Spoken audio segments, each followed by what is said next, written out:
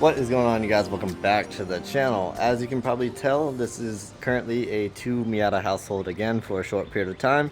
We got Cole's Miata here, and he's actually going to be selling this soon, so we're going to be doing a whole series on selling a Miata in 2022 and seeing how much money we can actually get in the current market.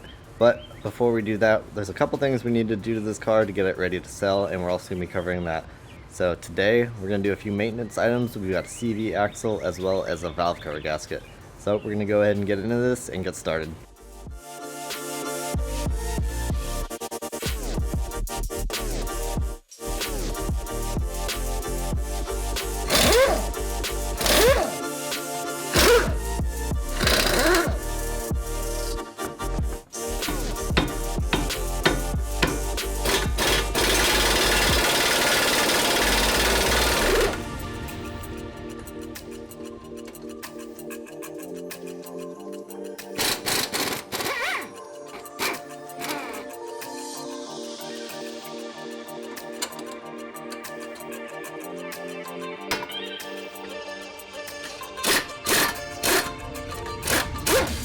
So a couple things to look out for. This is the main area where it will get stuck right here in the splines in the hub. This one looks like it's going to come out. I've got it most of the way out already. Also, I've got the upper control arm bolt out to give us some more flex here to get it out. I've also got the lower bolt here loosened, and this is another common bolt that actually gets stuck in the bottom of the knuckle and the lower control arm.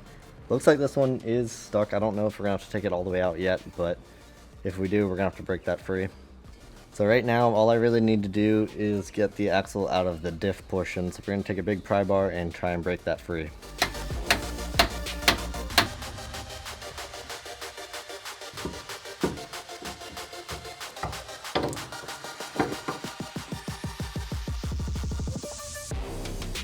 Now when we put the new axle in, we can just push it into the diff. It should slide right in and pop in. And then I'm going to grease the splines up on the axle that goes into the hub portion. I'm going to grease those up pretty good, try and prevent it from getting stuck in the future.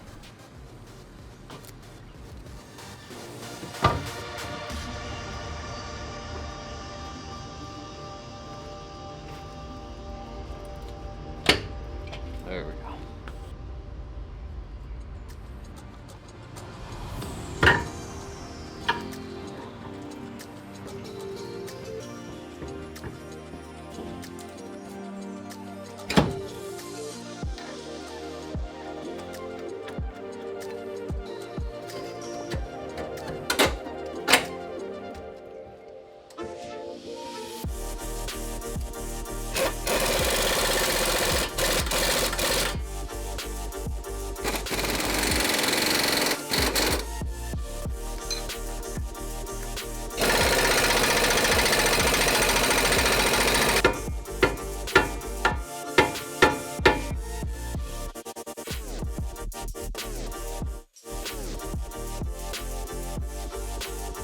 Alright, so here's what I'm talking about with axles getting stuck in hubs. The driver's side did not go as well, and this is what you might be looking at if yours gets stuck. You're going to have to pull the axle out of the diff, disconnect the caliper and the rotor, and disconnect the upper control arm as well as the lower control arm bolt that I showed you on the other side, and just pull the whole assembly out as one.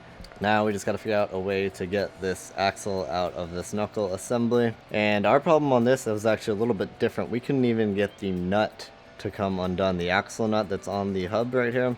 So I started grinding on it to try and get it off. We heated it up, we tried breaker bar, impact, all sorts of stuff. It would not break free for anything. So I started grinding the nut off, and basically at this point we're probably going to end up having to put a hub and a wheel bearing on. So we're going to get to see how you do that process. I already ordered the parts. They should be here in a day or two. So I'm probably just going to end up cutting this nut the rest of the way off so we can get the axle out of this knuckle and get this hub off of this knuckle and reuse the knuckle, put a new rear wheel bearing on as well as rear hub. But in the meantime, we can go ahead and do this valve cover gasket, so we'll probably go ahead and get that knocked out, and when the new parts get here, get that rear taken care of.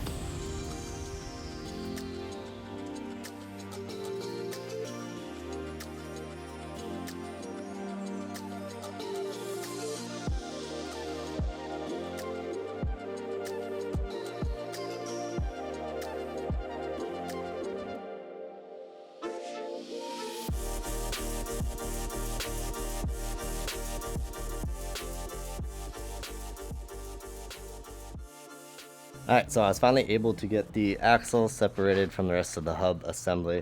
Ended up having to grind this nut pretty bad, and I ended up using an air chisel to spin it the rest of the way off. So now, like I said, we're going to have a new hub and rear wheel bearing coming. I think it should be here tomorrow, but I'm going to go ahead and get this old hub and bearing pressed out and show you the process of doing that. First, we're going to have to remove this oil seal right here. We're just going to pull it out, and then we can press our hub out right here.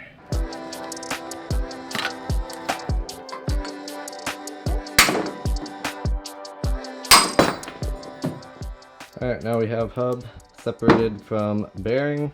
We're going to move this thing onto the press and flip it over to the front side, and we're going to press this bearing out.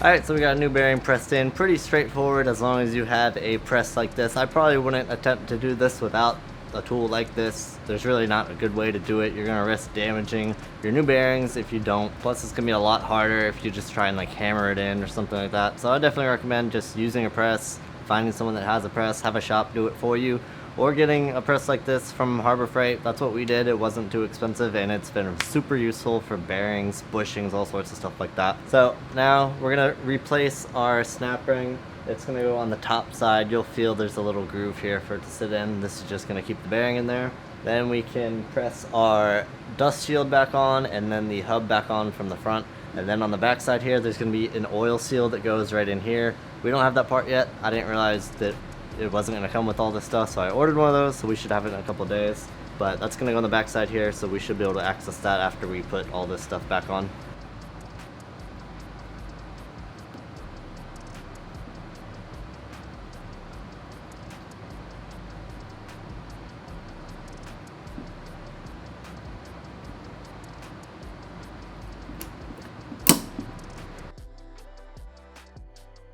Got new hub. Going to be pressing into the bearing like this. So, very important, we need to support the back side of the bearing while we press this in. Otherwise it's just going to press the center of this out and you're going to mess up your new bearing. Going to be sitting on a block like this.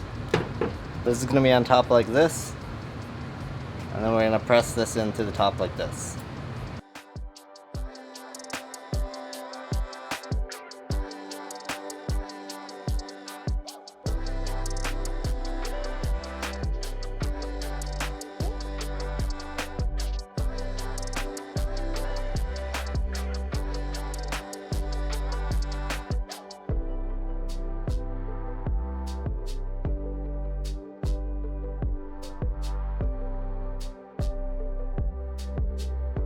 Alright, so now with our hub assemblies prepped and pretty much ready to go back in the car, besides that one oil seal we're waiting on, I'm going to go ahead and finish up with the engine bay.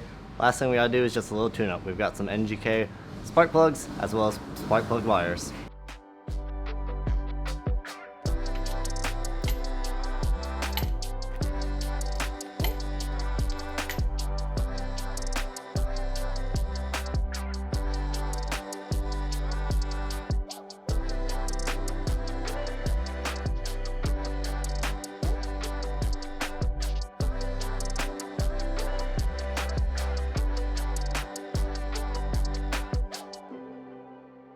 Alright, and that is where I'm going to wrap this one up. I'm still waiting on that oil seal for the rear wheel hub.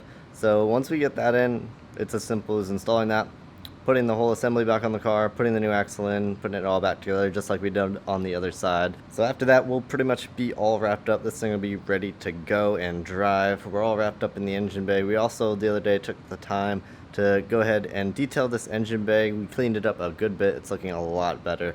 I'll show a couple of shots of that before we go. But yeah, up next will probably just be a test drive, make sure this thing is good to go. We'll take some photos of it, get ready to make the ad to place it for sale, and we'll be covering all of that. The selling process, checking out what the market is looking like currently in May 2022. So stay tuned for all of that stuff coming very soon.